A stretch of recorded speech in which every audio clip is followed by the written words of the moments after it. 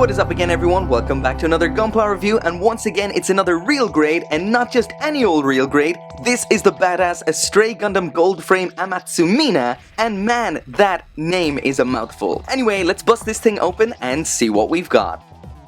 This kit looks spectacular and was an absolute joy to put together. It's one of, if not the most striking real grades to date. The color scheme on here has a serious traditional Japanese vibe with a fantastic combination of black, gold and dark red, which automatically makes me think of this. In the typical real grade tradition, the colors are broken up even further. The black comes in a true black in a brilliant gloss, a brownish black in a brilliant gloss, as well as a brownish black in a semi-matte. All of these almost indistinguishable from a distance, but once in close that mild difference is apparent and breaks up the monotony of the black perfectly. The same goes for the gold, as we have two shades here, a reasonably nice gold, as well as this yellowish, not so nice gold. As for other colors, we have clear blue behind the eyes, which you can't see because of the sticker, grayish purple, and a nice dark red. The color separation on here is extremely impressive, but that does mean the head, which has an unprecedented level of separation, has some tiny parts, and I mean tiny. And this head right here was the most difficult part of a Gundam kit I have ever assembled, and seriously, you want to glue those small parts. Flipping it around to the back and just look at that. Those wings are an absolute work of art. Sharp edges, beautiful curves, two shades of black, red highlights, and of course that gold. Even peeking through the black armor, and the bum smell was smell?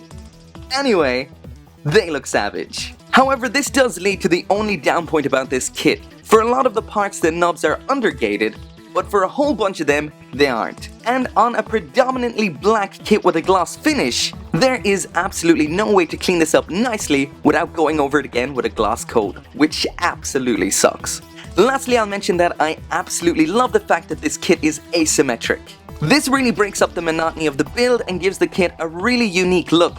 However, that blitz arm, it's awesome. Too awesome. The purple and black look crazy good together, and that evil claw is the nicest manipulator I've ever seen on a kit so far. Now all I want is a real grade blitz, and Bandai, you better deliver. I don't even care if it's P Bandai.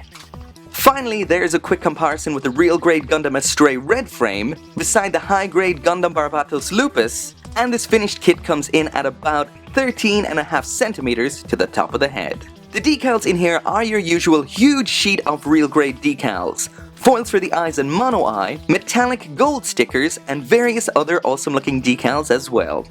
As for the accessories, here is the Amatsu Mina with everything that it comes with. First up are the manipulators. We have two for the blitz arm, an expressive one and one for holding the Tricaro Sky. As for the standard arm, we've got four, an expressive manipulator, a holding manipulator, as well as the posable one and fist of the inner frame runner.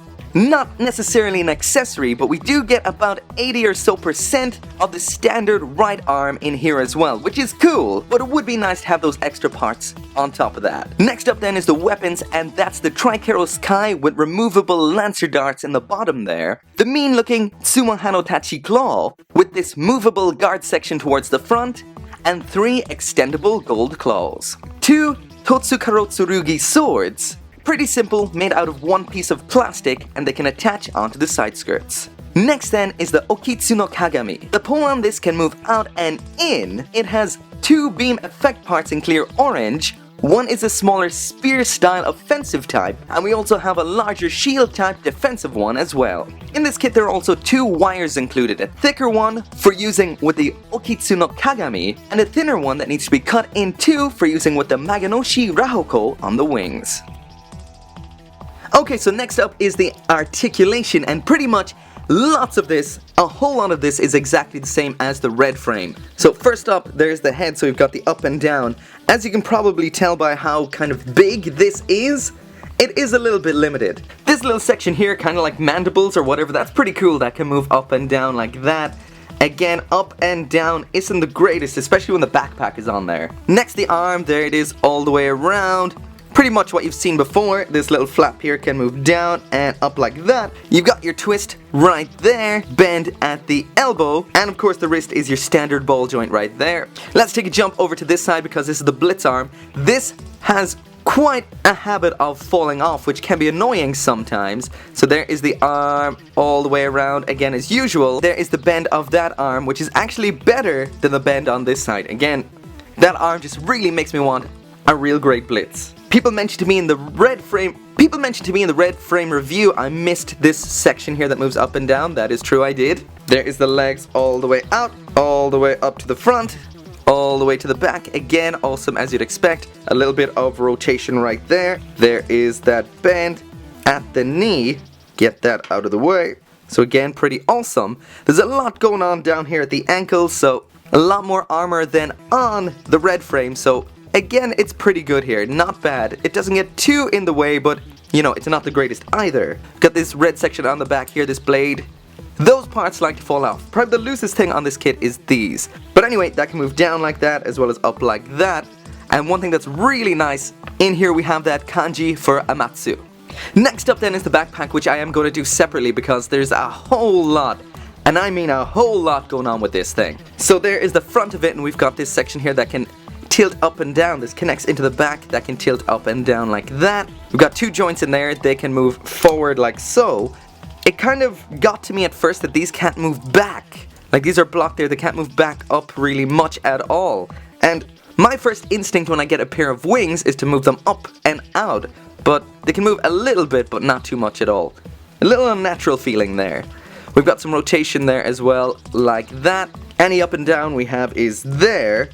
That is pretty impressive, so those can both tuck in like so. This little section up here that can move up and down like that. So can this with the removable blade thingamajigger. And this is where it truly gets awesome. This part can pull out like that. This up here can move in and out. So all in all, when fully extended, these things look absolutely phenomenal. They are really cool. So when that is on the back, that can move up like this, and they can flip around over the head like that. So this right here is one crazy awesome pair of wings. So that is it for the review. The Amatsu Mina is an absolutely fantastic kit, just like you would expect from this line. The colors are on point. Too bad about the obvious nubs that are hard to clean up. The asymmetric design may not be for everyone, and it's a shame that it's 2 parts short of having the option of being a symmetrical kit. But personally, I'm a huge fan of the asymmetry. All in all, essentially this is a beefed up version of the real grade red frame, and if you've liked that kit, you're sure to love this one too. It is an awesome kit and another real grade that comes highly recommended by me. So as always, thank you very much for watching, and I'll see you next time.